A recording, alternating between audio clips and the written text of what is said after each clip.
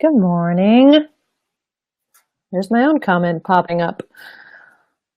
Welcome to Monday with your curly-haired coach, Allegra Stein. Today we're talking about thermal vent thinking.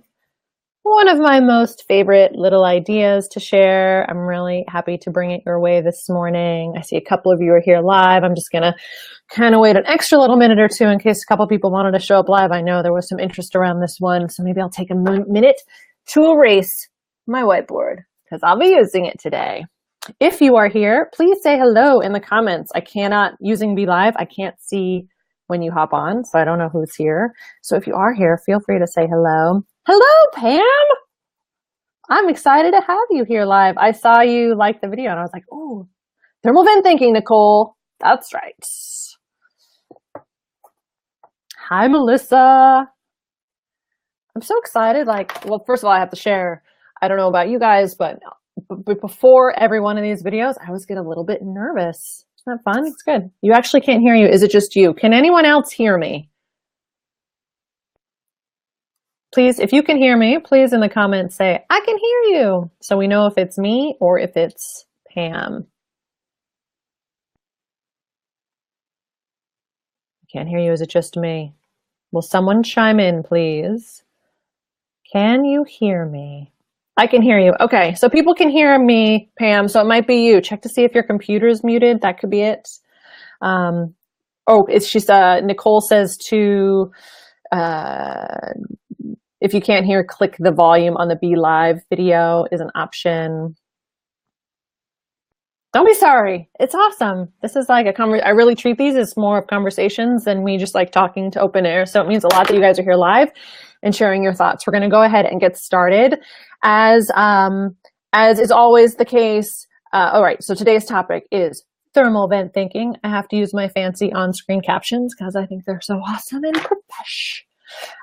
Thank you in advance, all of you who have been sharing and liking and engaging. Again, my work is not about me, but about what happens between the things that I say and what you hear. So as always, especially today, listen for the thoughts that you hear, not necessarily the things that I say, because they're kind of separate, right? You can go to a conference and take all kinds of notes, but when you walk away from it, you find that you only remember maybe one or two things, because those are the ones that land. Those are the ones that strike you in a different way and come from a different place. They're insights, right? They're thoughts that you feel. So pay attention to what you're hearing, even as I'm talking about stuff that's coming out of my own head and some examples that I want to share with you. Really quickly, for an advanced little notice, tomorrow, if you're trying to make it to these live tomorrow, I'm going to be on at 2:30 p.m. Eastern because I have stuff going on all morning with my daughter, and then I have an appointment at 1:30. So I'm aiming for 2:30 tomorrow. I will be posting later on today another reminder link from Be Live. So keep your eyes peeled for that. Okay, so thermal vent thinking. I have to draw for this. You can draw it too. Now, please, what's going to happen today is I'm going to share this idea. Hi, Alethea. How was your bike ride? Thought that was awesome. I'm going to share the idea, and then I'm going to share an example that I'm actually in the middle of right now personally. And anytime during the talk or as I'm presenting, please leave your questions, leave your insights, leave your comments, leave how it feels relevant to you in the comments. And at the end, I will go through and field all questions and just touch on whatever it is you'd like to share today. And if you're not watching live, as always, please don't hesitate to leave comments anyway, because I'm following up throughout the day. Okay. So I'm a big fan of metaphors and I'm a big fan of imagery, and thermal vent thinking is one of those times. Now, I don't know if any of you know what thermal vents are, but imagine the profile of the ocean, okay? So here's the ocean, and up at the top of the ocean are the waves, okay? And then you go deep, deep, deep down into the ocean, and down at the bottom of the ocean is the Earth's crust. And at certain points along the Earth's crust, particularly where tectonic plates meet, there are little fissures in the crust. And from those little fissures bursts forth what scientists call thermal vents. Thermal vents are these super enriched, crazy hot, nutrient-rich vents that burst up from the surface of from the bottom of the ocean floor, and they're full of nutrients, and they're full of minerals, and they're full of energy, and they look like little mini volcanoes just erupting from the ocean floor. And around these thermal vents, you can find these amazing communities of bacteria and organisms that actually thrive in those very extreme circumstances. Hold on one second. Okay. Sorry. My little son was kind of like feeling a little bit under the weather today. So I'm maybe waiting for the school to call and say, he's in the nurse's office not feeling good. So forgive me if I end up paying attention to my phone for a second because I don't want to miss that call. Okay, thermal vents. So you have these amazing, like, nutrient-rich just sources of newness, right? Erupting from the floor of the ocean. I like to use this model and this idea to talk about our thinking and the kinds of thinking that we do, and using this profile kind of like our mind. Okay, so up here at the top of the ocean is where all of your like everyday chitter chatter, nonstop, all the stuff coming through the lens, the stories, the beliefs, the thinking about the future, the thinking about the past, all the different like everyday thinking that can really occupy our minds from rise until sleep, sometimes even while we're trying to sleep. Up here, it can be very choppy, right? Because our thinking throughout the day can change. Sometimes we can be thinking a lot, and sometimes our thinking can settle down. So it's very turbulent up here. It's constantly up and down and changing, and it's a certain quality of thought. I think of up here as being like busy thought. It doesn't feel very productive. It doesn't feel very good. Okay, if you can imagine like being on the surface of the ocean and just kind of trying to swim through all of this thinking that's happening all day. Down here, way down at the bottom, is a different quality of thought. Thermal vent thinking feels different. Thermal vent thinking, I'm just going to set this down for a second. Thermal vent thinking has a different feeling to it. Have you ever had an aha moment? If you've had an aha moment, show me somehow. Click something so I just know that you've had an aha moment. If you've ever not known what to do and then suddenly you know what to do, it's like an idea that came out of nowhere. If you've ever watched a presentation or like one of these videos and all of a sudden you have an insight, right? This idea that you feel that just kind of shifts everything, that is a thermal vent thought. Okay, thermal vent thinking is where we have our deepest creativity. Okay, thermal vent thinking is where you have your deepest wisdom. Okay, thermal vent thinking almost comes out of nowhere. Sometimes people talk about being in a flow state.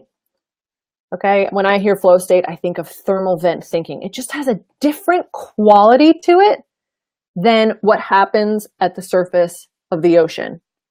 Okay, at the top of the ocean is that everyday thinking that's just constantly kind of in our minds. And what I've noticed, well, so here's the thing. Here's the thing about thermal vent thinking. Between all of your everyday thinking and all of this thermal vent thinking is this space that's just kind of, it's like the abyss. It's dark and it's quiet and it's settled down and you don't know what's going to come next, right? I like to imagine one of these little oceanic vessels like searching the ocean floor for this thermal vent thinking, and they're just going along in the dark and it's quiet and they can barely see, you know, a few feet ahead of them with their little spotlight, and they're going bzzz, and they're looking for these thermal vents. But until they find the thermal vent, there's this period of like not knowing, where are we going to find it? Where is it going to be? And I like to think of our own thinking in that way, that when you're, and we talked about this a few days ago, this space of like not knowing and not knowing what's going to come next. When we're in this space of not knowing, it's very common to want to come back to the surface, right? Imagine the little submersible saying, we can't spot it. Let's come up to the top. And you go up and you just start thinking about it. If I think about it, then I will find the idea. If I think about it, then I'll spot that little nugget of creativity or wisdom that I'm looking for, that solution to the problem that I have, or whatever it is we're trying to figure out.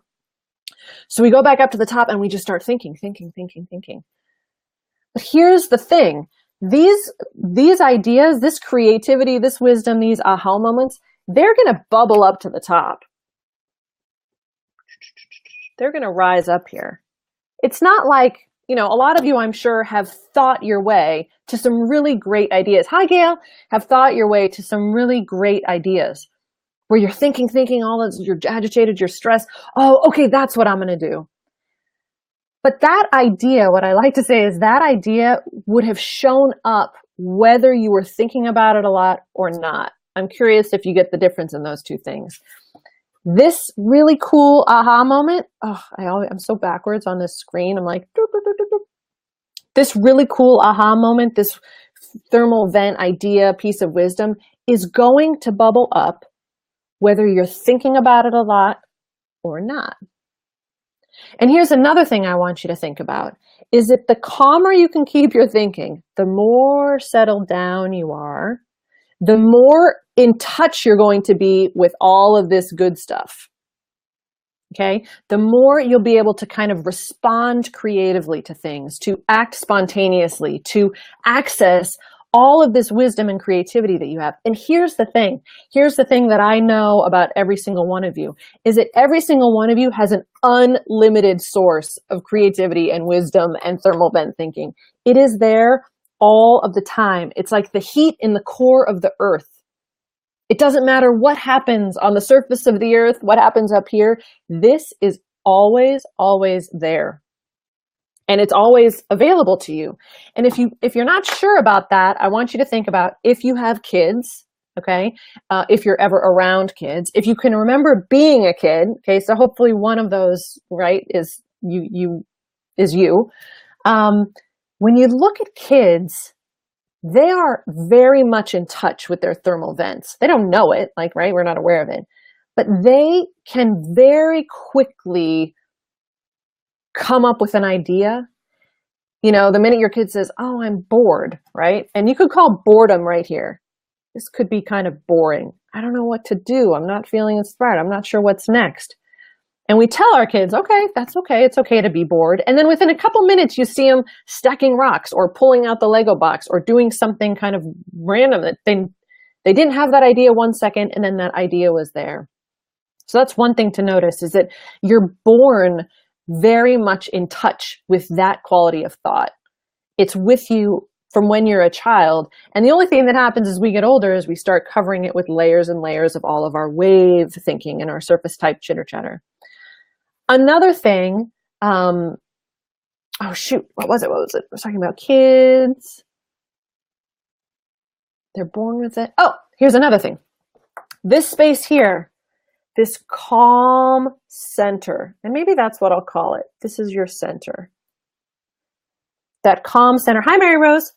You could also call this homeostasis. I studied science, by the way. I'm a wildlife biology major, if you didn't know. So I love science stuff. So this center place of homeostasis. Ooh, again, everything's so reversed. So funky. Okay, this center of homeostasis, kids come back to it very quickly. They may be having a tantrum, and if you've seen a kid have a tantrum, it can be pretty intense. They come up to the surface of the ocean and they have so much thinking and they don't know how to process it. And you just sit with them and you wait and you help. You just kind of be in that space with them. And then it only takes a matter of time. They've let out their emotions. They drop back down into this place of homeostasis. Maybe they have thoughts about something that's getting them agitated or angry, but then they kind of get distracted. They start thinking about other things and they come back down to that centered place. So I want to introduce that idea to the whole profile as well.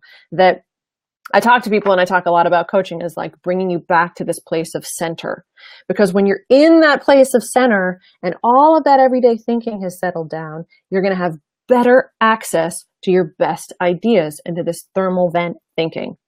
All right. This is where I wish you were sitting across the table from me and we could all be having a conversation, because I feel like I'm talking a lot, and I am, and I would love to know what's coming up for you. So please share questions, comments, anything as you're watching, because it just fuels the interaction, which is where the magic happens.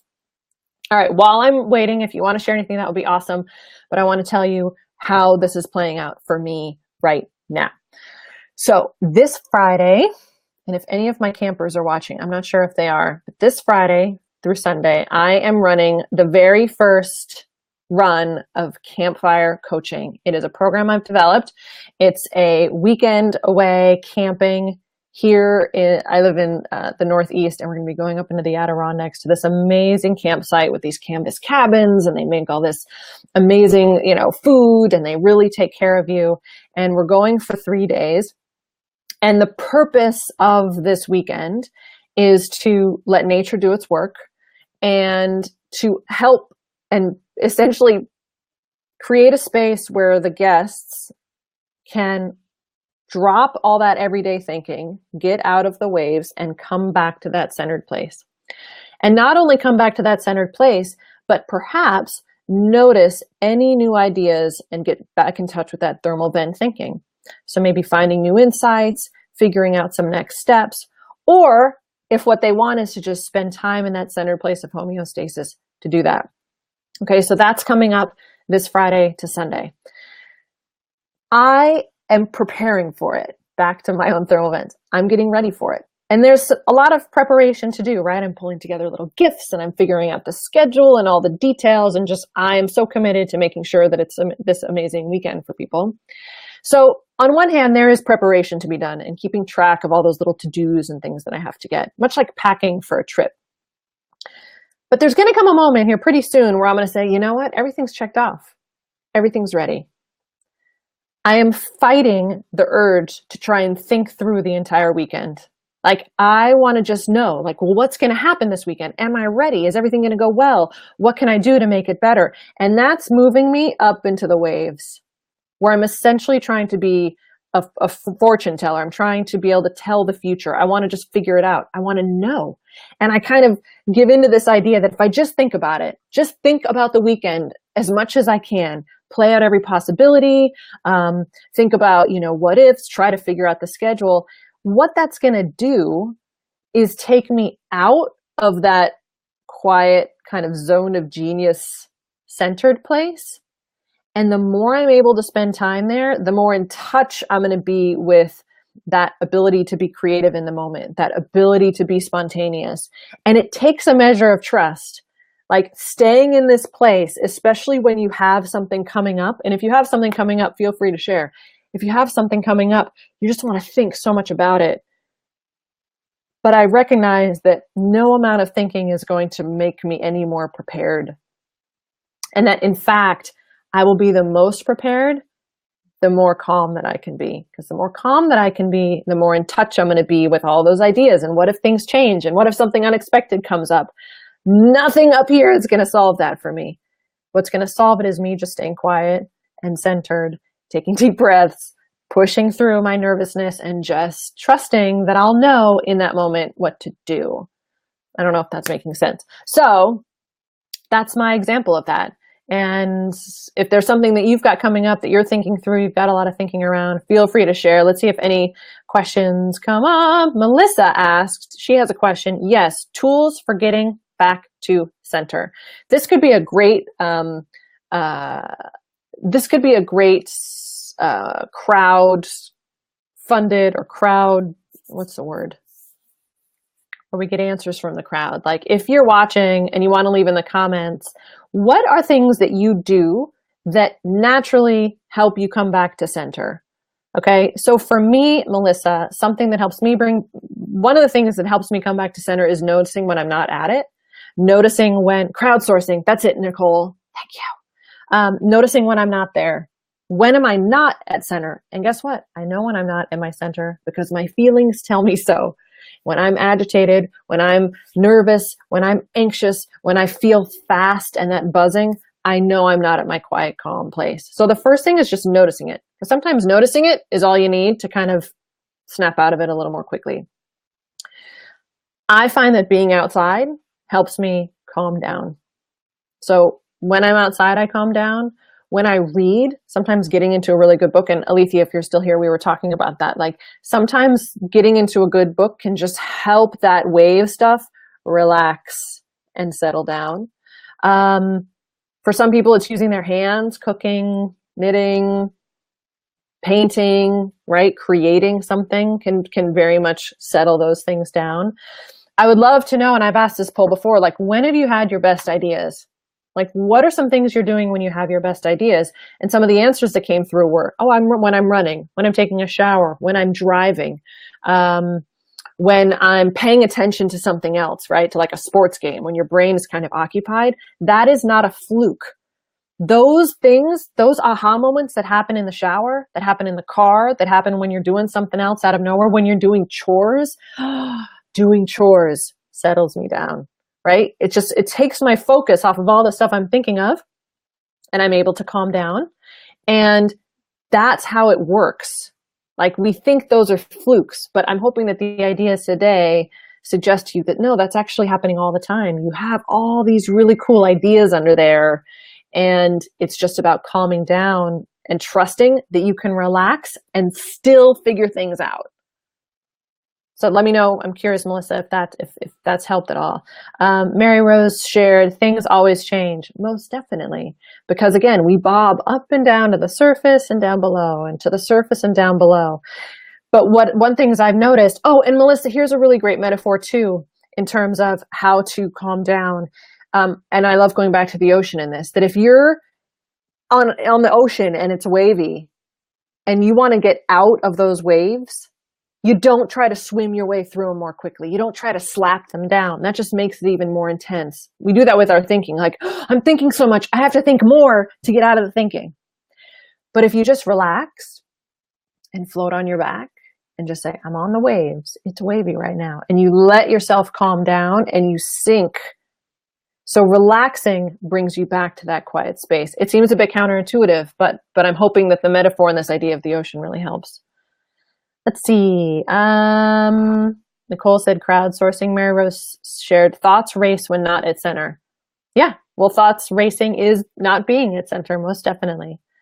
Let's see. Nicole said, notice, pay attention, pause to check in with the physical body. This is so huge and this is a whole other area of discussion is noticing what your body's telling you.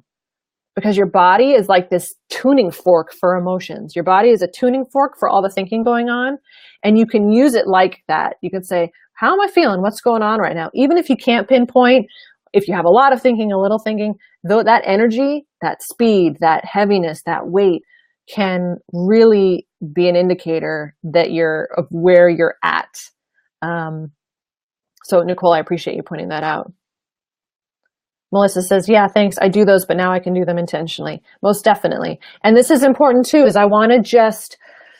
it's important to say that we've talked about this before with the causation and correlation. I may have mentioned it the other day, but correlation is not causation.